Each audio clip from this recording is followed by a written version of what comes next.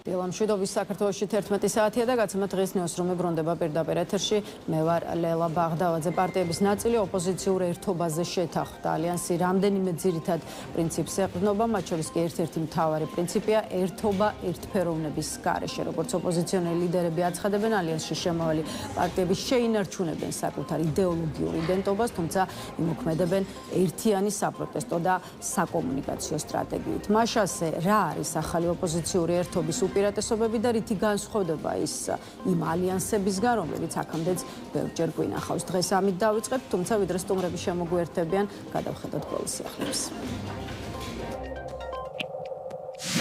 ამერიკის შეერთებული შტატების სახელმწიფო მდივანი აცხადებს, რომ ირანზე დარტყმები გაძლიერდება და ვარაუდობს, რომ სახმელეთო ძალების გამოყენება საჭირო არ იქნება. მარკო რუბიოს განცხადებით, შტატებმა ირანის წინააღმდეგ სამხედრო ოპერაცია თეირანისგან მომავალი საფრთხეს გამო დაიწყო. რუბიოს თქმით, ოპერაცია არ არის მიმართული ირანელი ხალხის წინააღმდეგ, მისი მიზანია ირანს ბირთვული იარაღი და ბალისტიკური რაკეტები აღარ ჰქონდეს. ერთობა ერთად გამარჯვებისთვის 9 ოპოზიციური პარტიის ალიანსის შედგა. ხელისუფლების ოპონენტების ნაწილმა ერთობის დოკუმენტს ხელი მოაწერა. საზოგადოებას კი ახალი ალტერნატივისა და პროცესების პოზიტიურად შესვლას დაჰპირდა. საერთო ქოლგისა და ქცევის კოდექსის ქვეშ ოპოზიციური ძალები კოალიციად ცვლილებებისთვის ერთიანი ნაციონალური მოძრაობა, სტრატეგია აღმაშენებელი, ფედერალისტები, ეროვნულ დემოკრატიული პარტია, ევროპული საქართველო და თავისუფლების მოედანი გაერთიანდნენ. ხანძარი იყო თბილისში ლიბერტი ბანკის სათავო ოფისში. ცეცხლი ჭავჭავაძის გამზირზე მდებარე შენობის ლიფტის შახტაში გაჩნდა. ლიბერტი ბანკი გაჩენილ ხანძართან დაკავშირებით განცხადებას ავრცელებს. ირკვევა, რომ ხანძრის აღმოჩენა და ლოკალიზაცია მოხდა ადრეულ ეტაპზე, ინციდენტის შედეგად კი არავინ დაშავებულა.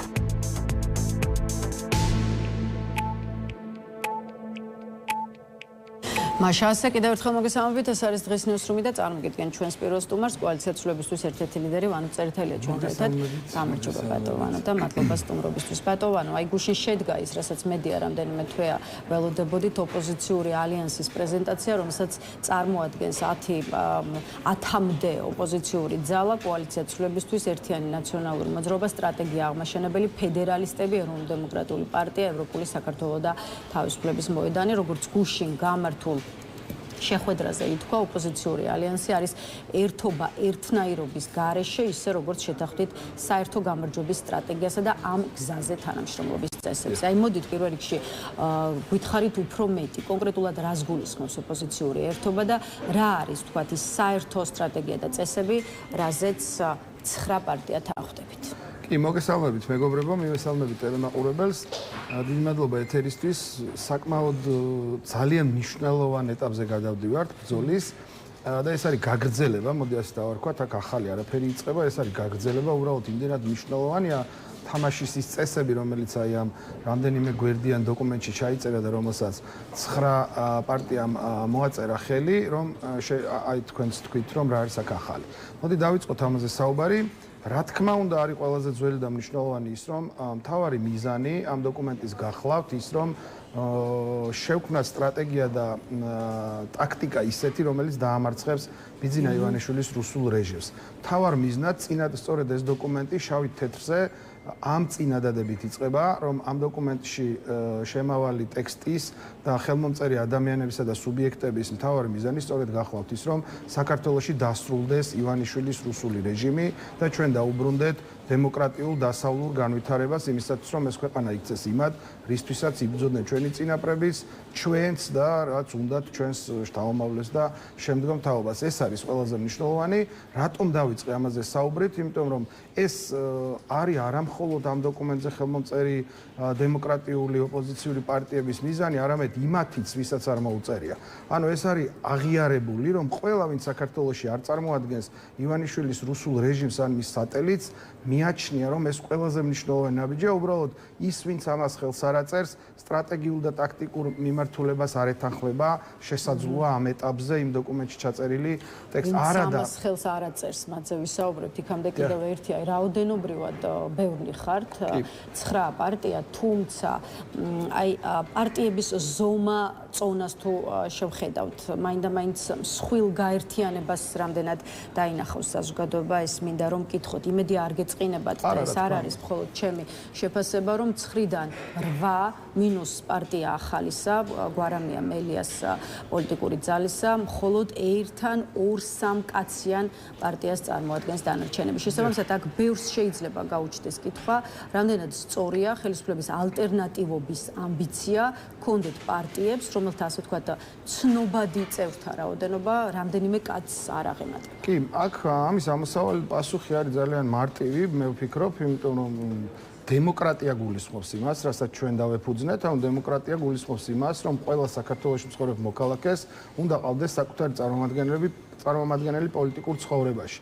პარტიები, რომელსაც თქვენ აჯამებთ, აი ასე ზემოდან ქვემოთ ხმათა რაოდენობის მიხედვით, რა თქმა უნდა, ეს ასეა და ეს არის ძალიან ნორმალური ნებისმიერ ქვეყანაში და მათ შორის საქართველოშიც და ჩვენ ვფიქრობთ, რომ ამ დოკუმენტში სწორედ ის 9 პარტია წარმოადგენს საქართველოს მოსახლეობის უმრავლესობის დიდ ნაწილს, ვისაც არ უნდა, რატომ? იმიტომ რომ აქ არის ლელო, თქვათ, ვინც ხელს არ აწევს და არის გახარია, რომელსაც ასევე ბოლო არჩევნების საფუძველზე თუ უბრალოდ 2024 წლის არჩევნების საფუძველზე თუ ვისაუბრებთ, ყავთ თავიანთი ამორჩეველი საკმაოდ დიდი რაოდენობით, ხომ ასეა? დანარჩენი არის ხალხი, დანარჩენი არის პარტიები, რომლის ამომრჩეველიც საკუთარ თავს მოიაზრებს აი ამ ერთობაში და კიდევ უფრო მეტსაც ვიტყვით, ის ხალხიც კი, ვინც ლელოს გახარიას მისცა ხმა, პირველ რიგში მისცა ხმა საქართველოში ბიძინა ივანიშვილის რეჟიმის დემონტაჟს. უბრალოდ ის დანარჩენი არის მე მისი იდეოლოგიური ან ტაქტიკური ხედვა თუ რომელი პარტია უნდა აერჩია მას. ამიტომაც ვამბობ, რომ ტექსტის შინაარსი ძალიან მკაფიოდ აჩვენებს და გამოხატავს საქართველოში მცხოვრები ადამიანების უმრავლესობის აზრს, რომ უნდა დასრულდეს ის, რასაც ბიძინა ივანიშვილი ახლა ემსახურება. დანარჩენს ნახოთ, შევხედოთ, ჩვენ კარი ღია გვაქვს, ეს არ არის დახურული ტექსტი, ხელმომწერთა რაოდენობა მე დიდი იმედი მაქვს, რომ გაიზრდება, მიუხედავად ახლა თქვათ აი ამ შემოფარგლისა 9 პარტიით, მე ვფიქრობ, რომ ეს აუცილებლად გაიზრდება, იმიტომ რომ რატომ? იმიტომ რომ ამ ხელშეკრულების ძირითადი მიზეზი ეს არის ნული. ეს არის ბაზა, რომლის საფუძველზეც ის ერთობა უნდა იქცეს ძალის დემონსტრირებად, ხო?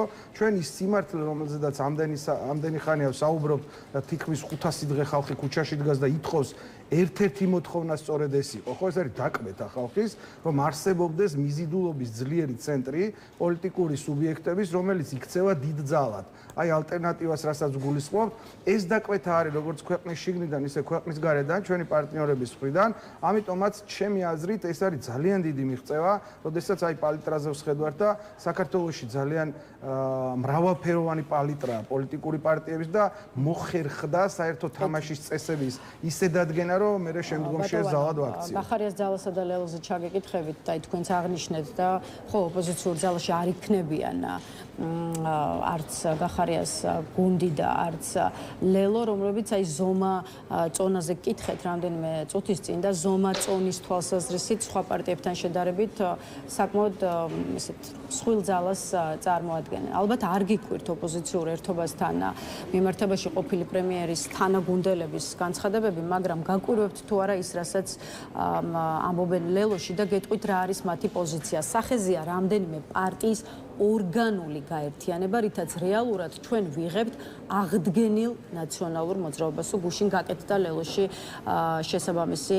განცხადება. რა არგუმენტებით დაარწმუნებდით ლელოს, რომ ახალი ოპოზიციური ერთობა არ არის ძველი ნაციონალური მოძრაობა? ხო, ну, საკმაოდ ისეთი, არ ვიცი, კონკრეტული ადამიანების ჩამონათვალიც არ მინდა გავაკეთო, რომელსაც აბსოლუტურად მიუღებელი იქნება და სრულად მის არ იქნება ვინ არის ხა ნაციონალური მოძრაობის წარმომადგენელი თენგო თევზაძე ეს თუ თავისუფლების მოედანი თუ იგივე სხვა ადამიანები, რომლებიც ხელს აწერენ ამ დოკუმენტს, რა ვიცი, ლემონჯავა და ასე შემდეგ.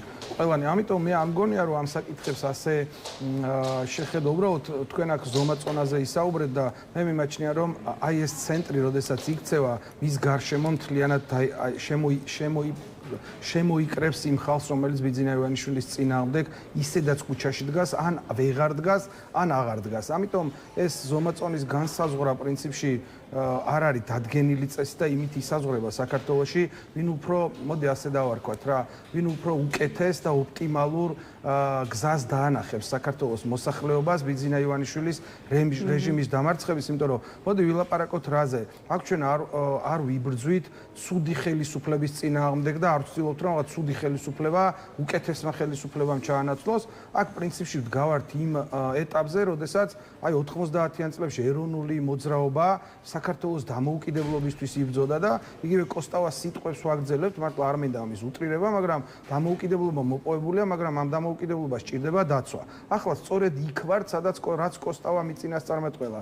რუსეთი ცდილობს საქართველოს უკან დაბრუნებას და ბიძინა ივანიშვილი არ არის ქართველი, არათუ ხელისუფალი, არამედ ქართველი ავტოკრატიც კი არ არის. თვითმყოფადი ავტოკრატი არ არის, სუვერენული ავტოკრატი არ არის. ის არის რუსეთის წარმომადგენელი, პუტინის გაგრძელება და ცდილობს საქართველოს აქციოს სივრცეთ, რომელსაც რუსეთი გამოიყენებს აი ბოროტების საკეთებლად, რა ბოროტებასაც აკეთებს. ამიტომ მოდი პირდაპირ თქვათ, ასე ჩემს პარტიაზეც ამას ვიტყვი და ასე შემდეგ, არსებობს რაღაც ბაზა ამომრჩევლების, რომელიც აი შენ გაძლევს ნებისმიერ დროს ხმას, მაგრამ უმრავლესობა ამომრჩეველის უყურებს, ვინ შესთავაზებს, რომელი პარტია, კოალიცია თუ ასე შემდეგ შესთავაზებს ოპტიმალურ და ეფექტიან გზას ბიძინა ივანიშვილის დასრულებისა და საქართველოს ბედნიერ ქვეყნად ქცევისთვის და მე ვფიქრობ რომ ეს ერთობა გახარიას პარტიას ცალკე პოზიციონირებაში ხედავენ და ხო კი ხედავენ და ეს არის პოლიტიკური პროცესი როგორ ფიქრობთ რატომ აშინებთ მათ ოპოზიციური ერთობა და მოდით ისევ ამ პარტიების შესახებ ჩაგეკითხებით საკუთარ შეცდომაშია ლელო და მამუკა ხაზარაძე გაჯიუტებული მუდმივად გვესმის მათ შორის ანალიტიკოსების და არამხოლოდ პოლიტიკოსების მხრიდან ეს შეფასებები თუმცა ლელოს პოზიცია არის ის რაც არის ბრძოლის ცალკე გაგრძელება რა შეიძლება იყოს მიზეზები იმის რომ მამუკა ხაზარაძე ასეთ სიჯიუტეს იჩენს კი, მოდი სიტყვა აშინებსაც ნუ გამოვიყენოთ, იმიტომ რომ მას არ აქვს დადებითი კონოტაცია, უბრალოდ სიფრთხილე გამოვიყენოთ ამაზე. მამუკა ხაზარაძეც და გახარიას პარტიები, ასე დავარქვათ, მოდით პარტიები, ასე ხედავენ საკუთარი ძალის დემონსტრირებას და იმ ნიშის დაკავებას, რომელსაც ცდილობენ რომ დაიკავონ, ხო? ანუ რაღაც გათვლა არსებობს ალბათ რაღაც ამომრჩეველზე, რომელი ამომრჩევლის დაკარგვაც არ უნდათ, მაგრამ ჩვენ როდესაც ვამბობთ, რომ აი შეცდომაში არიან გაჯიუტებული, სწორედ ამას გულისხმობთ, რომ ეს არის რეალობა საქართველოში. უმრავლესობა საქართველოს მოსახლეობის უნდა ბიძინა ივანიშვილის რეჟიმის დასრულება. ეს აჩვენა სწორედ 2024 წლის არჩევნების შედეგებმაც და მერე 2025 წლის ადგილობრივ არჩევნებზე ხალხის არ წასვლამაც. ანუ რას გულისხმობ, ისინი ეძებენ, ანუ ამომრჩეველს ვამბობ, ისინი ეძებენ ეფექტიან გზას და ამის მიხედვით გადაწყვეტენ ვის და რას მისცენ ხმა. ამიტომაც ჩაიწერა ჩემი აზრით ძალიან სწორად ჩვენს ამ დოკუმენტში, რომ ეს არ არის ერთიანი პარტიის ან ერთიანი სიის დადგენისთვის გაკეთებული დოკუმენტი, თუმცა არც იმას გამორიცხავს, რომ იქ შემავალი პოლიტიკური პარტიები და სუბიექტები შემდგომ საარჩევნოდ ერთ გუნდად დაჯგუფდნენ ისე როგორც 2024 წლისთვის მაგალითად ჩვენ დროა და გირჩი ერთად წავდექით ამომრჩევლის წინაშე. კიდევ ერთხელ გავიმეორებ, მთავარი ახლა არის ერთი რამ. ამას უნდა მიეცეს ეროვნული მოძრაობის ხასიათი. ჩვენ არ ვიბრძვით უკეთესი ხელისუფლების ჩანაცვლებისთვის. ჩვენ ვიბრძვით დამოუკიდებლობის შენარჩუნებისთვის. თანამშრომლობის წესებზე შეთანხმდით. ახლა გითხარით თავად მოქმედების სტრატეგია როდის გვეცოდინება და რა იქნება ის ნაბიჯები, რის გადადგმასაც აპირებთ იმისთვის რომ გახდეთ მართლაც ალტერნატივა, რეალური ალტერნატივა და ვთქვათ არ იყოთ ეს ალტერნატივა მხოლოდ ხაღალზე და ფურცელზე და აქვე ცნობილი ხდება თქვენი გეგმის ოპოზიციური ერთობის გეგმის ერთი კომპონენტის შესახებ, რაც გულისხმობს აი ამ ოპოზიციონერი ლიდერების ერთად ჩასვლას ამერიკის შეერთებულ შტატებში, როგორც გუშინ ითქვა ცალკეული პოლიტიკოსის მხრიდან, ასეთი ვიზიტი უკვე მზადდება და ის სავარაუდოდ გაზაფხულზე შედგება. იქნება ისიც ახსნათ, რატომ არის მნიშვნელოვანი ოპოზიციური ალიანსის ესეთი საერთო ვიზიტი ამერიკის შეერთებულ შტატებში და რატომ არის მნიშვნელოვანი, რომ ამერიკის შეერთებულმა შტატებმა დაინახოს თქვენში პოლიტიკური ალტერნატივა. კი, აუცილებლად მე ვიტყვი რომ აი ზოგადად რომ მოვხაზოთ ორი მიმართულება აქვს რა თქმა უნდა ჩვენ სამავალ გეგმებს, ზოგად გეგმებს და კონკრეტულებს მე რა თქმა უნდა უფრო დაწვრილებებით ვისაუბრებ და გავავრცელებთ, ასე ვთქვათ. ეს არის საერთაშორისო და ადგილობრივ დონეზე. თქვენ საერთაშორისოზე ნაწილობრივ უკვე ილაპარაკეთ, მე მგონი პასუხი ძალიან მარტივია. ვაშინგტონი, ბრიუსელი, ეს არის ორი ქალაქი, რომელიც ყველაზე უფრო მნიშვნელოვანი ჩვენი პარტნიორების სახეს წარმოადგენს, ამიტომ მათთან ურთიერთობების დაალაგება არის იმაზე უფრო მნიშვნელოვანი, ვიდრე აქამდე ყოფილა, იმიტომ რომ ამ ქვეყნის უსაფრთხოება ისეთ გარემოში, როგორი გარემოც ახლა თანამედროვე სამყარო მიიღო გლობალიზაციამ, სრულიად ახალ მასშტაბებზე გადავიდა და აქ ძალიან მკაფიოდ უნდა მიეკუთვნებოდა შენ როგორ რაღაც ალიანსებს ვხვდებით, აქ ნეიტრალიტეტის შენარჩუნება არის ტყუილი. ნეიტრალიტეტის შენარჩუნება გულისხმობს რუსეთში დაბრუნებას და არ შეიძლება შენ ამ ეტაპზე იზოლაციაში აქცევდეს საქართველოს ჩვენი დასავლელი პარტნიორებისგან.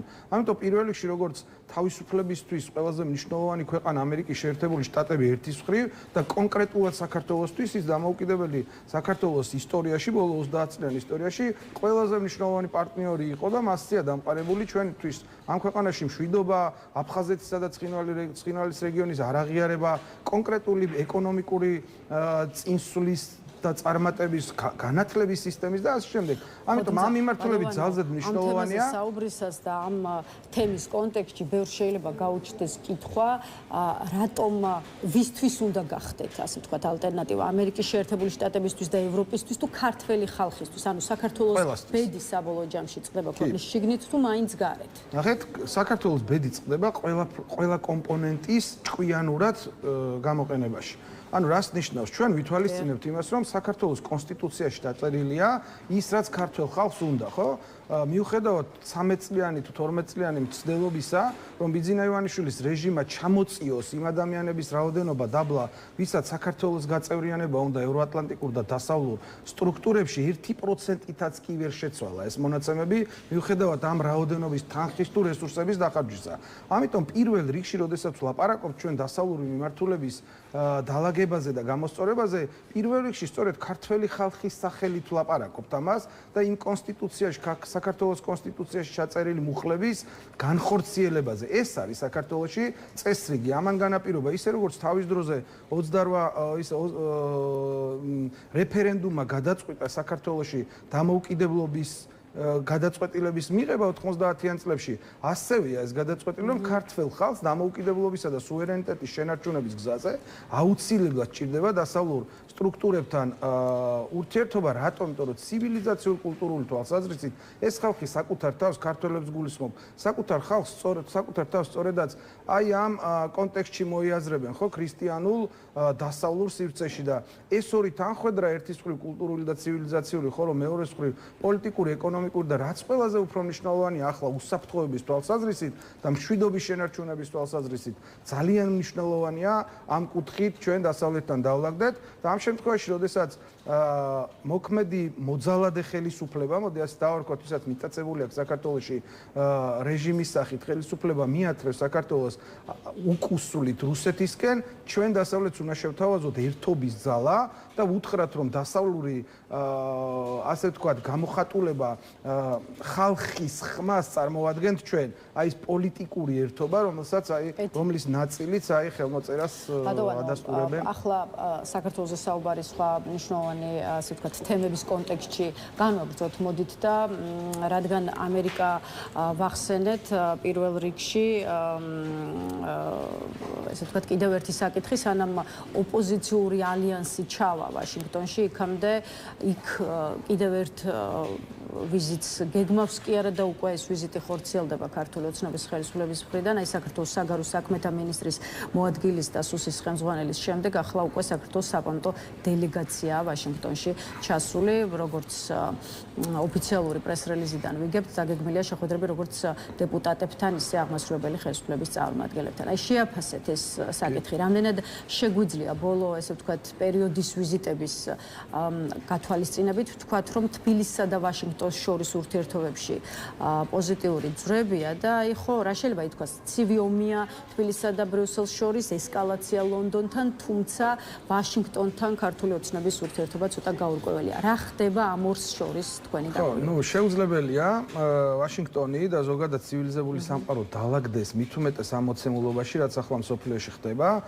შეუძლებელია დაალაგდეს ავტოკრატიულ რეჟიმთან, რომელიც აკონტროლებს მათ შორის ამერიკისთვის ყველაზე მნიშვნელოვანი ყოფილ პარტნიორს ბოდიში აი ეს უკვე რა დონეზე მივედით რომ ყოფილ პარტნიორს უწოდებთ საქართველოს ამერიკის ხელისუფლებისას არ შეიძლება რომ დაალაგდეს აქ არის ერთის მხრივ დემოკრატიული წესწყობილების განადგურება და მეორეს მხრივ ღალატი როგორც პარტნიორის. მოდი ამაზე ვილაპარაკოთ და ერთი წუთით გადავდოთ გვერდით დემოკრატიის ნგრევა საქართველოში ბიძინა ივანიშვილის მხრიდან და ვილაპარაკოთ იმაზე რომ ძალიან მნიშვნელოვან პერიოდში, როდესაც ამერიკის შეერთებული შტატები აკეთებს თავისუფლებისთვის იმას, რაც აკეთებს და ამაზეც ვისაუბრებთ, აი ახლა რაც ირანში ხდება, ამ დროს მისთვის ერთ-ერთი ყველაზე მნიშვნელოვანი პარტნიორი სამხრეთ კავკასიის რეგიონში მას ღალატობს. ეს არის აბსოლუტური ღალატი და ჩვეულებრივ საყოფაცხოვრებო ენაზე უნდა ვისაუბროთ, ხო? ეს არის მეგობრებს შორის ღალატი ყველაზე მნიშვნელოვან პერიოდში. არ ვიცი, ბიზნეს სცენაზე რო ვილაპარაკოთ, პარტნიორებს შორის ყველაზე მნიშვნელოვან ეტაპზე ღალატი. ამ ღალატს არავინ არავის პატიოს, მით უმეტეს პოლიტიკაში და ამიტომაც ჩვენ ვხედავთ, რასაც ვხედავთ, მაშინ როდესაც სამხრეთ კავკასიაში საჩვენოდ შეიცვალა ყველაფერი და ამერიკის აქ გამოჩენამ დაასრულა ომი სომხეთსა და აზერბაიჯანს შორის და ჩვენ შეგვეძლო რომ ეს რეგიონი რომლის ლიდერიც ჩვენ ვიყავით უფრო წარმატებული ყოფილიყო და მათ შორის უფრო წარმატებული ყოფილიყავით ჩვენს ნიშაში როგორც მთავარ პარტნიორს დასავლეთსა სამხრეთ კავკასიაში ჩვენ ამ დროს გავდექით გვერდზე და ვუღალატეთ მშვიდობისთვის აწყობილ აი ამ ძალიან დიდ ჯაჭვს. ამიტომ მე ამის გამოხატულებაც მიმაჩნია მე ბრიტანეთის გადაწყვეტილებაც და მოდი მარტივ ენაზე ვისაუბროთ ბრიტანეთი და ამერიკა ეს არის ყველაზე დიდი პარტნიორობის და წარმატებული პარტნიორობის ძალიან მკაფიო მაგალითი და მაშინ როდესაც ბრიტანეთი ასანქცირებს არა მხოლოდ მედიებს და ეს თავად ქართული ოცნების აზრი და მნიშვნელობის მინიჭებაა რომ მედიების დასანქცირებით ისინი თავად არიან დასანქცირებული როგორც რეჟიმი, იმიტომ რომ ეს მედიები ამ რეჟიმის ნაწილია. ამ შემთხვევაში შეუძლებელია რომ ინვესტორ ბიძინა ივანიშვილი დავალდეს. არა, ბოლო რამდენიმე წუთი დაგვრჩა და მინდა რომ გავცდეთ საქართველოს და თქვენ ირანში მიმდინარე მოვლენები ახსენეთ და შევაფასოთ და ბოლო კითხვა დავსვათ სწორედ ირანში მიმდინარე პროცესებთან მიმართებაში საქართველოს მთავრობის განცხადებაზე, იმიტომ რომ ეს კიდევ ერთი მიზეზია, რის გამოც ქართული ოცნება, ასე ვთქვათ, კრიტიკის ქვეშ მოექცა და ვიდრე კითხვას დაგისვავთ, მაყურებელს უთხრათ, რას ვკითხულობთ საქართველოს მთავრობის მიერ გუშინ გავრცელებულ განცხადებაში სამძიმარს ვუცხადებთ ირანელ ხალხს და ირანის ისლამურ რესპუბლიკას, სადაც მიმდინარე საომარმა მოქმედებებმა ყველაზე მეტი ადამიანის, მათ შორის უმაღლესი ლიდერის, სხვა პოლიტიკური ლიდერების, მრავალი უდანაშაულო ადამიანის და ათეულობით ბავშვის სიცოცხლე შეიწირა. სამძიმარს ვუცხადებთ ჩვენს მეგობარ ებრაელ ხალხს და ისრაელს საომარი მოქმედებების შედეგად მშვიდობიანი მოქალაქეების დაღუპვის გამო. ეს არის მოკლედ ამონარიდი საქართველოს მთავრობის განცხადებებიდან. რა იწვევს კრიტიკა? რას არ ამბობს საქართველოს მთავრობა ისე როგორც ის უნდა ამბობდეს? არა, მოდით ვთქვათ ის რა აქვს ამას ქვეტექსტი და მე გიპასუხებთ ეს არის როგორ ეს ნახეთ ეს არის რეალურად შიში. ეს შიშის მაჩვენებელი ტექსტია ქართული ოცნებისგან, რისი და იციან ზუსტად ის რაც დუგინმა თქვა. შემდეგი ვართ ჩვენ, დუგინმა ასეთი სიტყვები თქვა, რომ თუ კი ირანში დამარცხდება ის, რასაც ახლა ამერიკის შეერთებული შტატები და თავისუფალი სამყარო ებრძვის და დამარცხდება აუცილებლად, ხოლო დროის საკითხია, მერე დგება რუსეთის ანუ პუტინის დრო. ხოლო როდესაც ვლაპარაკობთ პუტინზე, ვლაპარაკობთ ავტომატურად ბიძინა ივანიშვილზეც. ამიტომ ბიძინა ივანიშვილმა, რომელმაც ერთადერთი რამიც ის, რომ მისი ძალაუფლება მხოლოდ დამყარებულია პუტინის და რუსეთის ძალაზე და შესუსტდება თუ არა რუსეთის ძალაუფლება მომენტალურად შესუსტდება ბიძინა ივანიშვილის ძალაუფლებაც ეს არის ამ შიშის გამოხატულება ის რაც დუგინმა თქვა ბიძინა ივანიშვილი შეშინდა იმაზე ეს არის სრულიად უპრინციპო განცხადება ხო ნუ ხა ჩვენ გვახსოვს რატომ რა მოხდა მაგალითად იგივე ისრაელის წარმომადგენელმა რა განცხადება გააკეთა როდესაც ქართულმა ოცნებამ ავტოკრატიული რეჟიმის ფერებში გაანათა თბილისის ანძა რა განცხადებები გააკეთეს მანამდე გვახსოვს ფოტო სადაც ყველა მკვდარი ტერორისტი და ერთი საქართველოს ეგრეთ წოდებული პრემიერ-მინისტრი გუშინ ისრაელის ელჩი მაკაბოჭორიშვილს შეხვდა. ფიქრობთ რომ საქართველოს მთავრობის გუშინდელ განცხადებაზე იქნებოდა იქ არ ვიცი ხა მე ვერ ვიმარჩიელებ ყოფილება გამოთქმული. მე ვერ ვიმარჩიელებ, მაგრამ ძირითადად ეს შეხვედრები არის როგორ გითხრათ როგორი ფორმატის იცით ისინი აფრთხილებენ ცუდი ნაბიჯების გადადგმის გარეშე და ამ ტექსტს ეს ეთყობა. ეს არის დასჯილი ბავშვის გაკეთებული ტექსტი, სადაც მოუწიათ მათ აი ესეთი თითქოს ადამიანურ რაღაცა მნიშვნელობებზე დატანა და დაყვანა ამ პოლიტიკური გადაწყვეტილებებს და რაც თავისთავად შეიძლება დადებითადაც ჩაითვალოს, იმიტომ რომ ადამიანობამ ძალიან მნიშვნელოვანია ამ შემთხვევაში ის, მაგრამ მეორე საკითხი როგორ უყურებენ ამას პოლიტიკური თვალსაზრისით და ძალიან მარტივია, ბიძინა ივანიშვილი არის პუტინის გაგრძელება და მას ეშინია, რომ ირანში ავტოკრატიული რეჟიმის დამარცხების მერე მისი რიგიც დადგება. მადლობა ბატონ ვანო სტუმრობისთვის, თქვენი პოზიციების გაზიარებისთვის, ვან წერტილს დამშვიდობებით, ახლა რეკლამის შემდეგ გია ხუხაშვილი შემოგვერთება, ასე რომ დაგვერდით.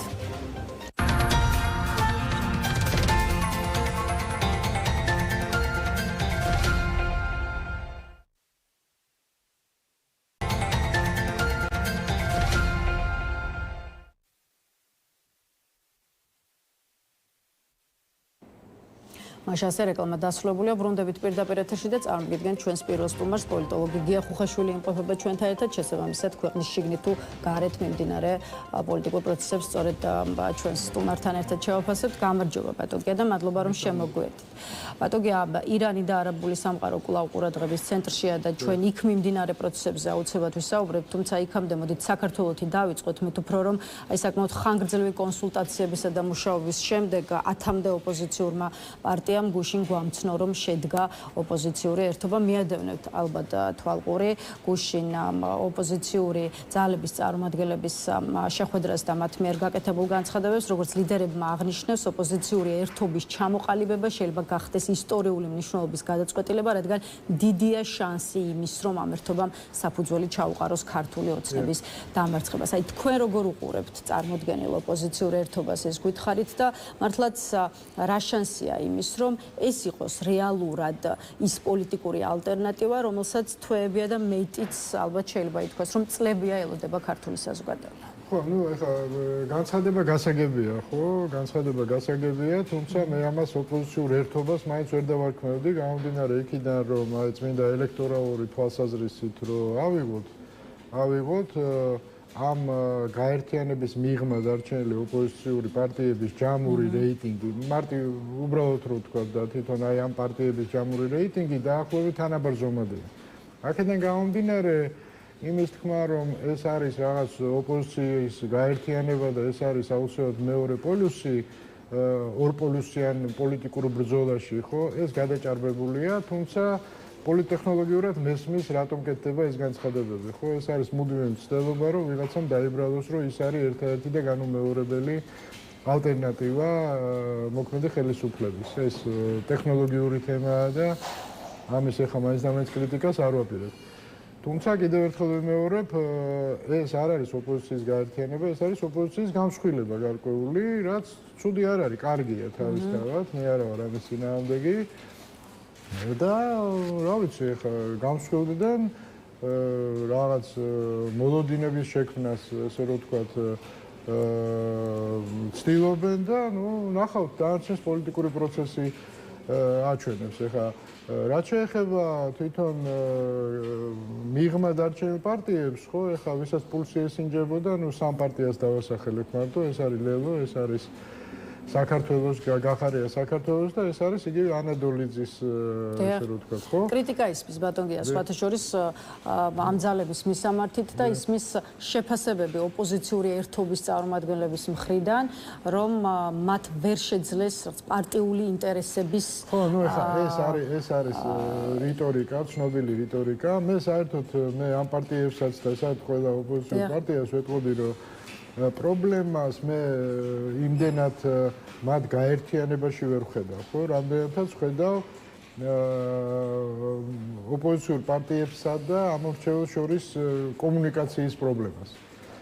გარკვეულ წილად ახლა ჩვენ უნდა ვაღიაროთ რეალობა, ხო? ახლა თუ თვითკრიტიკული არ იქენი, ვერასოდეს ვერაფერს ვერ მიაღწევ, თუ არ გაანალიზე საკუთარი შეცდომები და რაღაც გამოსწორებაზე არ იფიქრე, ხო? მთავარი პრობლემა არის ის, რომ დღეს არალეგიტიმური მარტო ლეგიტიმურობის პრობლემა მარტო ხელისუფლებას ხო არ აქვს, ლეგიტიმურობის პრობლემა აქვს ოპოზიციასაც. მათი ჯამური რეიტინგული მაჩვენებელი ცოტათი თუ ჯობნის ხელისუფლებისას, ხო? ესე კრიტიკული უპირატესობა მათ არ აქვს. აქედან გამომდინარე, მთავარი პრობლემა არის ხალხთან კომუნიკაცია, ხალხის ნდობის დაბრუნება, ავტორიტეტის მოპოვება მათთან, ხო? იმიტომ რომ აი ეს პროტესტი რა ტალღაზეც ამ ოპოზიციურ პარტიებს უნდათ ხელისუფლებაში მოსვლა, ეს პროტესტი გარკვეულწილად არის დათითო-კაცებული. ანუ საშუალო სტატისტიკური ოპოზიციური აღმრჩეველი ესე ფიქრობს, კი ბატონო, მე გასაგებია რომ მე ხელისუფლებას არც ერთ შემთხვევაში არ ავირჩევ, მაგრამ არ ვიცი მეორე მხარეს ვინ ავირჩიო, იმიტომ რომ ვერ ხედავს მასში ვერც ძალას, ხო? და არც ნდობა აქვს მაინც და მაინც მისდამი. ეს ნდობა არის დასაბრუნებელი. ეს ეხება ყველას, მათ შორის გახარიას გუნდს და ლელოს, რომლებმაც ამ ეტაპზე ცალკე დარჩენა თავისი ძალიან შეზღუდული რაოდენობის ამომრჩეველი, ჩვენ ეს ვიცით, ამას აჩვენებს ყველა კვლევა, ძალიან შეზღუდული რაოდენობის. რა თქმა უნდა, ერთიანობაზე არის მოთხოვნა, მაგრამ ერთიანობა არ არის უნივერსალური გასაღები იმის მოპოვების, ხო? გამარჯვების მოპოვების, იმიტომ რომ არც ერთად და არც ცალკე, აი ძირითადი მასისა. ამორჩევლის ნდობა მათ არ აქვს. შესაბამისად, ძირითადი სამუშაო არის ელექტორატთან, ხალხთან, ხო? და არა მონოლოგის რეჟიმში ტელეეთერებიდან რომ რაღაც ადრე ლოები რომ აი ჩვენ გავერთიანდეთ და ეხა გორებს გადავდგავთ და ამას ვიზამთ და იმას ვიზამთ, ხო? არამედ დიალოგის რეჟიმში. ხალხთან არის, ხალხი არის დიდწილად პროპაგანდის მხრიდან ზომბირებული, ხო? აი deep state, მეორე ფრონტი და ასე შემდეგ და ასე შემდეგ, ხო, რომ ტრადიციებს ვიღაცა ესე რომ ვთქვათ ორიენტაციასაც კი გვართმევს, ხო, იდენტობას, ხო, მამაკაცი ხარ თუ ქალი თურმე ამასაც საფრთხე ემუქრება და ასე შემდეგ და ასე შემდეგ, ხო? ამის გარღვევა შეუძლებელია მხოლოდ შეზღუდული აუდიტორიის პროპაგანდით. ამის გარღვევისთვის საჭიროა დიალოგში შესვლა. ანუ რკინის კალამნები და სოფელ სიარული. იმისაც რომ დაებრუნონ ნდობა. ლელოს და გიორგი გახარიას პარტიების იმ პოზიციაზეც მინდა ჩაგეკითხოთ, რომელიც ისმის ოპოზიციური ერთობის სახელით შემდგარ ალიანსთან მიმართებაში. ყველა პარტია, რომელიც ოპოზიციურ გაერთიანებაშია ყოფილი ნაცია, ოფიციალურადაც და დნმ-ითაც, ეს ფლანგი კი ჩვენთვის წითელი ხაზი. ეს არის გახარიას გუნდში გაკეთებული განცხადება, რაც შეეხება ლელოს, მათი პოზიციაც არის ის, რომ ოპოზიციის ახალი ალიანსით რეალურად ვიღებთ ნაციონალური მოძრაობის აღდგენას. რამდენად გასაზიარებელია ეს შეფასებაა და თვითონაც აღიარებენ. მე სადღაც მოვკარი თვალი ჩერგოლეიშვილის რაღაც ესე რომ ვთქვათ გუშინ გამარჯვებულის პოზიციიდან ცნობილი ფრაზა გამოიყენა, ხო? არის ქვების გაბნევის და ქვების ესე რომ ვთქვათ, ანუ პრინციპში მან აღიარა რომ ნაციონალური მოძრაობა თავის დროზე დაიშალა და ეხა ქვების შეგროვების დრო დადგა, რომ ნაციონალური მოძრაობის აღდგენა. ამ სახეზე გვაქვს არა ახალი ოპოზიციური ალიანსი, არამედ ესენი არ აღიარებენ იგივე ჩერგოლეიშვილს რო უთხრა რომ ნაცი ხარო, ალბათ ესე რომ ვთქვათ, მე რამდენად ვიცი, ტუფლებიდან შეიძლება ამოხდეს, ხო, მაგრამ მეორეს მხრივ ეს ხო ის ადამიანები არიან, იმ წარსულით არიან, იმ დნმ-ით არიან და აქედან გამომდინარე, რატომ მიაჩნიათ ესე სამარცხვინოდ, ხო? კი ბატონო, აღიარებთ, რომ შეცდომებს უშვებდა ნაციონალური მოძრაობა, კი ბატონო, რამე განახლება გინდა, ტრანსფორმაცია გინდა, ერთადგომა გინდა, დადექით ერთად, რატო გწხვენიათ ამის, ხო? აი რატომ არის ეს სასირცხვილო, რატომ არის ეს კომპლექსის საფუძველი? სახელი გადაირქვით თუ ნაციონალური მოძრაობა არ მოგწონთ, ხო, დაარქვით რაღაცა, ხო? ერთიანი რაღაცა, არ ვიცი, ხა რაღაცის მოწინ მოძრაობა, ხო? ხო და აქედან გამომდინარე ეს აბსოლუტურად ლოგიკურია და ეხლა თვითონაც იციან რომ ესეა. ეხლა რაც შეეხება ამ ფლანგს, რაც თქვენ თქვით, ხო, იგივე გახარია და ლელო, კი ბატონო, იმათაც თავის დღის წესრიგი აქვს, მათ ჩვენურად ესმით რომ ელექტორატის ძალიან დიდი ნაწილი განწყობილია ესე რომ არ უნდა არც წარსულში არ მოწონს რაც ხო, მაგრამ არც წარსულში დაბრუნება არ უნდა, იმიტომ რომ ტრანვირებულია ამორჩევლის დიდი ნაწილი იმ ხელისუფლების ავტორიტარული მიდრეკილებებით ასევე, ხო? ანუ არ უნდა მისი არჩევანი უკავშირდებოდეს წარსულს ან აწყოს, მას უნდა მომავლის არჩევანი. და მომავლის არჩევანის მიცემა თეორიულად შეუძლიათ მხოლოდ იმ პარტიებს, რომლებიც არიან მიღმა, ხო, იმ სტრესთან, წარსული სტრესთან და თან დღევანდელობის სტრესთან. და ხა ცდილობენ ეს პარტიები, რა თქმა უნდა, რომ ეს ნიშა შეავსონ. და ეს არის, როგორ გითხრათ, ამორჩევლის ყველაზე მსხვილი სეგმენტია. ასე რომ ყველაფერი ლოგიკურად მიდის. სხვა საკითხია რომ ეს არის მხოლოდ თეორია. ჩვენი ოპოზიციური პარტიების მთავარი პრობლემა არის რომ ეს თეორია პრაქტიკაში ვერადავერ გადაყავთ, ხო? ვერადავერ გადაყავთ.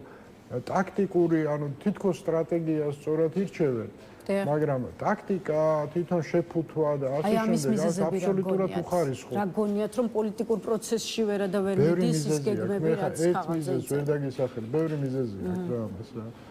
ბევრი მიზეზთან თელი წყება აქვს და ეს ისე ოპოზიციური ერთობის შესახებ მინდა კითხოთ და ახლა იმ გეგმის თაობაზე ვისაუბროთ, რომლის ერთი ნაწილის შესახებ გახდა ცნობილი, კერძოდ ოპოზიციური ალიანსი გაზაფხულზე ამერიკის შეერთებულ შტატებში აპირებს ჩასვლას, რათა ამერიკას თავი გააცნოს, როგორც აი სწორედ ქართული ოცნების რეალურმა ალტერნატივამ. ეს რამდენად კარგი იდეა გგონიათ ეს გითხარით და აქვე კიდევ ერთხელ ის კითხვა, რასაც საერთოდ ორი დღის განმავლობაში ხშირად ვსვათ. ხელისუფლების რეალური ალტერნატივა უნდა დაინახოს ამერიკამ და დასავლეთმა თუ უნდა დაინახოს ქართულმა ხალხმა? ჯერ ესეთი ამერიკა შორიდანაც კარგად ხედავს, ხო? ამას ჩასვლა არ ჭირდება, მოდით ესე ვთქვა, ხო, მათ საელჩო აქვს, რომელიც ძალიან კომპეტენტურია, ძალიან პროფესიულად მუშაობს და ამერიკის ესე რომ ვთქვათ, არჩევანი, ფსონი, ხო, პოლიტიკური ფსონი, რასაც ეძიებენ ხოლმე პარტიები, ხო? იმის მიხედვით კი არ ხდება, რომ იქ ვიღაცა ჩავა და კასტინგს როგორ ჩაატარებს, ხო? ეხლა ეს ხო არ არის რაღაცა გამოცდა, რომ ტესტირება ჩააბარე და ხუთიანი დაგიწერეს, ხო? ისინი უყურებენ პარტიებს თუ რა მხარდაჭერა აქვს მათ საქართველოში, ფას პარტიებს ანიჭებს თუნდაც ამერიკელების თვალში მათი ავტორიტეტი ადგილზე, ხო? რამდენად მოთხოვნადია ესა თუ ის პარტია. ამიტომ კიდევ ერთხელ ვამბობ კაცებს, čo კი ბატონო, გინდა ამერიკაში წადით, გინდა ევროპაში, სადაც გინდათ იქ წადით, ხო? ირანში ნუწახვალთ, თქო, სახიფათოა, ხო? სადაც გინდათ იქ წადით, მაგრამ ძირითადი სამუშაო აქ არის ჩასატარებელი. იმაზე კი არ ლაპარაკობენ, აქ რა სამუშაო აქვს ჩასატარებელი, სადაც რეალური პრობლემა აქვს. ვაშინგტონში ვიზიტებზე ლაპარაკობ. აი ეს ნობური კლუბური აზროვნება, ხო? საიდანაც ვერადავერ გამოვიდნენ ეს ხალხი და არანაირი ხალხოსნობის უпроსორედ არანაირი ხალხოსნობის ნიშანწყალს არაჩვენებენ, ხო? ეხლა რანაირად უნდათ ესე არჩევნების მოგება, ჩემს გაუგებარია. ვაშინგტონში რო ჩავლე რა, ვაშინგტონში ვისაც შეხვდებიან, იმას მაგიდაზე ედება ამ პარტიების რეალური ფასი, ელექტორალური ფასი, რაც მნიშვნელოვანია ამერიკული დემოკრატიისთვის. და რო ნახავს, რომ ფასი არც თუ ისე მაღალია, კი ბატონო, დაელაპარაკება რაღაც რასიზმი გაიპრანჭებიან, ამას კაბებს ჩაიცმევენ, კარგი ინგლისურით ილაპარაკებიან და ამით მიიღებენ შედეგს. ამით ვერ მიიღებთ ბატონებო შედეგებს. მიიღებთ ერთ-ერთი რამით. თუ თქვენ ამ ვიზიტის დროს იქნებით ზურგ გამაგრებული ხალხის რეალური მხარდაჭერით. და ამაზე იმუშავეთ პირველ რიგში რა. ალოგია შევხედოთ მოიპოვებს თუ არა დღევანდელი ოპოზიციური სპექტრი ქართული ხალხის ნდობას და მხარდაჭერას, იქამდე კი მოდით გავცდეთ საქართველოს და ახლა ცოტა დრო გლობალურ პროცესებსაც დავუთმოთ, მით უფრო რომ განსაკუთრებით ირანში მიმდინარე პროცესებია ყურადღების ცენტრში. ისრაელის სამხედრო ძალები ავრცელებს განცხადებას, რომ თეირანზე დარტყმების ახალი ტალღა დაიწყეს, ისე როგორც ამერიკაშიც ამბობენ იგივეს, ამბობენ რომ ყველაზე მძიმე დარტყმები ჯერ კიდევ წინ არის, შემდეგი ფაზა ირანისთვის კიდევ უფრო სადამსჯელო იქნებაო. დღეს დილით დაგვხვდა მარკო რუბიოს განცხადება. რა შეიძლება ითქვას? დონალდ ტრამპმა და ამერიკის შეერთებული შტატების მოქმედმა ადმინისტრაციამ რეალურად გაბედეს ის, რაც ვერ გაბედა ამერიკის შეერთებული შტატების ვერცერთმა პრეზიდენტმა. რამდენად იყო ირანზე შეტევა ის, რაც ვიღაცას უნდა გაებედა და გაეკეთებინა? რა არის იცით, გამომდინარე საერთოდ ყველაზე მძიმე და სახიფათო განვითარება მსოფლიო ისტორიის არის ასე რომ ვთქვათ ფუნდამენტური მსოფლმხედველობრივი დაპირისპირების სპირალში შესვლა, ხო? და ირანი სამწუხაროდ უნდა ითქვას, რომ ამ მსოფლმხედველობრივი დაპირისპირების ყველაზე მაღალი რისკის ზონა იყო, ხო? და აქედან გამომდინარე და ფუნდამენტური მსოფლმხედველობრივი დაპირისპირება რას ნიშნავს? რელიგიური ნიშნით აღბეჭდილი მით უმეტეს, ხო? და ფანატიზმი ყოველთვის ახასიათებს ესეთი ტიპის სისტემებს. რა თქმა უნდა, ხიფათი იყო მთელი სამყაროსთვის. ხო, ეხლა წარმოიდგინეთ ირანს, რომ ატომური იარაღი ქონდეს, ხო? აი და რას ნიშნავს სამხედროებრივი დაპირისპირება? ამ დროს გონება ითიშება. ეს არ არის ტერიტორიული ომები, სადაც საღიაზრი და ცივი გონებით ხდება გადაწყვეტილების მიღება. ეს არის ფანატიზმით აღსავსე რაღაცა ქმედებები, რასაც შეიძლება მოყვეს ეს გლობალური კატასტროფა, ხო? აქედან გამომდინარე, დასავლეთი დიდი ხანია ცდილობს უკვე რომ შეზღუდოს ამ მიმართულებით ირანის შეაძლებლობები. და აქ იყო პრობლემები, ხა ომი ცუდია. რა თქმა უნდა, ჩვენ უნდა უთანაგრძნობდეთ, ხო, ყველა უდანაშაულო მსხვერპლს. საიდანაც არ უნდა იყოს, მათ შორის ირანიდან, რა თქმა უნდა, ხა ბავშვები, მოხუცები, ну, იქ სამწუხაროდ ომში, ხო, ომში უდანაშაულო მსხვერპლიც არსებობს და ეს ტრაგედია ბუნებრივია, ხო და აქ ხა მეტი რა უნდა ვთქვათ, ხო, მაგრამ არსებობს ესეთი ეგზისტენციალური საფრთხეები, ხო, რის გადალახვასაც სჭირდება პოლიტიკოსის მხრიდან უმძიმესი გადაწყვეტილებების მიღება და ამ კატეგორიას მიეკუთვნება ეს. ბატონო, თავის მხრივ ირანი დანებებას არაპირებს, ირანის რევოლუციის გუშათა კორპუსი ავრცელებს ახალ განცხადებას, რომელშიც ამბობს, რომ მტრების ბედნიერი დღეები დასრულებულია, ისინი უსაფრთხოდ არსად იქნებიან საკუთარ სახლებშიც ჭიო ნათქვამია განცხადება. ეს არის ტერორისტის განცხადება. იმის, რომ ირანი უხეშად რომ მკითხოთ, გამოძროს ამ სიტუაციიდან და რეჟიმმა არსებობა განაგრძობს, მით უფრო რომ აი ქვეყნის შიგნით თუ გარეთ, ქართველი თუ უცხოელი ანალიტიკოსები ამბობენ, რომ აი სულიერი ლიდერის ლიკვიდაცია ეს არ ნიშნავს რეჟიმის ავტომატურად ჩამოშლას. არა, ავტომატურად ჩამოშლას არ ნიშნავს, მაგრამ ნუ ჩვენ ნახეთ ხო, ცოტა ხნის წინ შიგა ძალიან სერიოზული წინააღმდეგობის მოძრაობა, ხო? სულ რაღაც ერთი თვეა თუ თვენახევარი გასული იქიდან. ჩვენ ვიცით, რომ შიდა პროტესტი ძალიან მაღალია. სხვა საკითხია, რომ სისტემა, ხო, არსებული რეჟიმი მუშაობს ძალიან სასტიკი მეთოდებით და ათასობით ადამიანია გაწყვეტილი აი ამ მშვიდობიანი პროტესტის პერიოდში, ხო? ჩვენ ესეც ვიხილეთ, ანუ რაც უძღოდა წინ ამ ომის დაწყებას. რა თქმა უნდა, ეს განცხადებები გაკეთდება, ეხლა რეჟიმი იძულებულია რომ მოახდინოს, ესე რომ ვთქვათ, ძლევამოსილების ისა რა ქვია, დემონსტრირება. მაგრამ აი თვითონ ეს განცხადება, რაც თქვენ წაიკითხეთ, ტერორისტის განცხადება, რატომ უნდა თქვენ სახლებში მოვალთ? თქვენ სახლებში მოსვლა რას ნიშნავს? ანუ ფაქტობრივად სახელმწიფო პოლიტიკა ცხადდება ტერორიზმი. და ეს ტერორიზმის სისტემური აქტები დაწყებულია.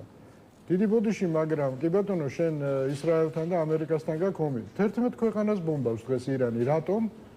რატომ ეს ხო ტერორიზმია? აი რატომ ბომბავს კუვეიტს, ხო? რას ერჩოდა ჩვენი ქალაქის მერს, რომელიც ვერ უბრუნდება ქალაქს და ხან შუქი არ იყო და ხან ისა რა ქვია, წყალი არ იყო ამ დღეების განმავლობაში უპატრონოთ იყო ქალაქი, ხო? ანუ ეს უკვე მათ უკვე აიღეს და ეს არ არის ხა უცხო, ხო, ამ სამყაროსთვის, ანუ ტერორიზმი გამოაცხადეს სახელმწიფო პოლიტიკად. აი ხა პირდაპირ საომარ დაპირისპირებაში გასაგებია ესმის ირანს, ეხლა ჩვენივით რომ მას შანსი არ აქვს, ხო? ფაქტობრივად ცა უკვე მოშიშვლებულია მათი და რასაც უნდათ იმას აკეთებენ ჰაერში ისრაელი და ამერიკა, ხო? ხო და სხვათა შორის გემებიც აღარ აყავთ. ხო და ერთადერთი დარჩა ტერორიზმი. ტერორიზმის ბუდეების ამოქმედება, ანუ მძინარე ბუდეების ამოქმედება, სამწუხაროდ საქართველოშიც ამ მხრივ მე მგონი საკმაოდ მაღალი რისკის ზონაში შევდივართ და მე მოუწოდებ სულს რომ ნაცვლად იმისა რომ ბავშვებს დიოს და სატელეფონო ზარები იწეროს, ხო? ნახოს რა ხდება პროირანულ მედრესეებში, ქვემო ქართლში და სხვა ადგილებში. რა იგეგმება? უფრო მეტი გითხრათ იმ რისკების შესახებ, რასაც ხედავთ საქართველოსთან. ეს არის ისეთი სპეციფიური და ფაქიზი თემა, მე ამაზე დღეს მეც არ ვილაპარაკებ, უბრალოდ მოუწოდებ სულს რომ თავის საქმეს მიხედოს, ქვეყნის უსაფრთხოებაზე იზრუნოს. და ვითომ ომს რო ცილებენ, ხო? ვითომ და ესე ომის პრევენციაზე მუშაობენ, რა რისკებია მოსალოდნელი ამ მიმართულებით კარგად ჩაიხედა. ბატონი, ბოლოს აუცილებლად უნდა გკითხოთ ირანში მიმდინარე პროცესებზე საქართველოს მთავრობის განცხადებაზეც. ირაკლი ყობახიძის მთავრობა ერთი მხრივ სამძიმას უცხადებს ირანელ ხალხს და ირანის ისლამურ რესპუბლიკას, სადაც მიმდინარე საომარმა მოქმედებებმა ყველაზე მეტი ადამიანის, მათ შორის უმაღლესი ლიდერის, სხვა პოლიტიკური ლიდერების, მრავალი უდანაშაულო ადამიანის და ათეულობით ბავშვის სიცოცხლე შეიწირა. მეორე მხრივ კი სამძიმარს უცხადებს მეგობარ ებრაელ ხალხს და ისრაელს საომარი მოქმედებების შედეგად მშვიდობიანი მოქალაქეების დაღუპვის გამო. რა გაქვთ თქმელი უკვე ამ განცხადებაზე, იმიტომ რომ ბევრმა ირანის მხარდაჭერა დაინახა ქართული ოცნების თავის ამ პოზიციაში. გეტყვით რატომ? დიახ, მე მინდოდა მეკითხა, ხო, აი. პირველ რიგში, ეს როგორც წყალწყალა განცხადებაა რა, ესე იგი არც წვადი დავწოდა, არც ჩამფური და ყველა მიმართულებით რაღაცა. ჯერ ესეთი კონსტიტუციაში ჩვენ გვიწერია, ხო, სად არის ჩვენი უსაფრთხოების, რომელ სისტემაში ვართ და რაღაცა მის მიმართ ცოტა მეტი თუნდაც პატივისცემა რო გამოშვიოდოს, სუდი არ იქნება, ხო? მაგრამ აქ მთავარი ერთი სიტყვაა უბრალოდ. ეხლა ეს ამ განცხადებაში რო არ ყოფილიყო, რომ სამძიმარს უცხადებთ ირანელ ხალხს და აი იქვე ირანის რესპუბლიკას, აი ეს ირანის რესპუბლიკა რო არ ყოფილიყო, ხო? რეჟიმი, ანუ ხო? მაშინ კი ბატონო ეს წერილი ჩაიგრიხინებდა და მეტი არაფერი, მაგრამ ირანის რესპუბლიკას ნიშნავს რეჟიმის პირდაპირ მხარდაჭერას. რეჟიმს უცხადებენ იმას, რა ქვია, სამძიმარს, ეხლა აღარაფერს ვამბობ ერთი კვირით ადრე აქამდე ირანის ფერებში რო შეგვიღებეს ანძა, ხო? ირანის რეჟიმის, არა ირანის სახელმწიფოს ხაზს უსვა, იმიტომ რომ სახელმწიფო დროშა სხვანაირია. ირანის რეჟიმის ფერებში შეღებეს თბილისში ანძა, რაშიც დამოკიდებულება ძალიან კარგად ჩანდა და ეხლა ძალიან კარგად იმახსოვრებენ ამერიკელები, შენ თან გინდოდეს ამერიკასთან ურთიერთობის დალაგება და თან ესე რომ ვთქვათ, ამ ვითარებაში აი ესე რომ ვთქვათ, წყალწყალა განცხადებებს აკეთებდე არასწორი აქცენტებით, ხო? ეს რა თქმა უნდა ძვირი დაუჯდება. ამდენი მილიონი რო ჩაყარეს ლობისტებში, შეერთებულ შტატებში რო ტრამპთან რამენაირად დალაგდნენ, რეალურად მდინარაძე ჩავიდა და მდინარაძესაც ალბათ სავარაუდოდ მოუსინჯეს კბილი აი ამ ლოგისტიკასთან დაკავშირებით, ომის ლოგისტიკასთან დაკავშირებით და პასუხი ვერ მიიღეს მისგან, სავარაუდოდ ვამბობ, ხო? პოზიტიური, აქაც ხო ჩანს დამოკიდებულება. ეს მილიონები ხო ჩარეცხილია უკვე, დაივიწყო რა. ვერანაირი დალაგება ტრამპთან უკვე ვეღარ მოხდება, ისე მოიქცენ აი ამ ირანის კონფლიქტთან დაკავშირებით. მადლობა ბატონია სტუმრობისთვის და თქვენი პოზიციების გაზიარებისთვის. გია ხუხაშვილს ვემშვიდობებით. დღის ნიუსრუმიც ამით დასრულებულია. შესაბამისად ერთმანეთს ხვალ 11 საათზე შევხვდებით. ნახვამდის.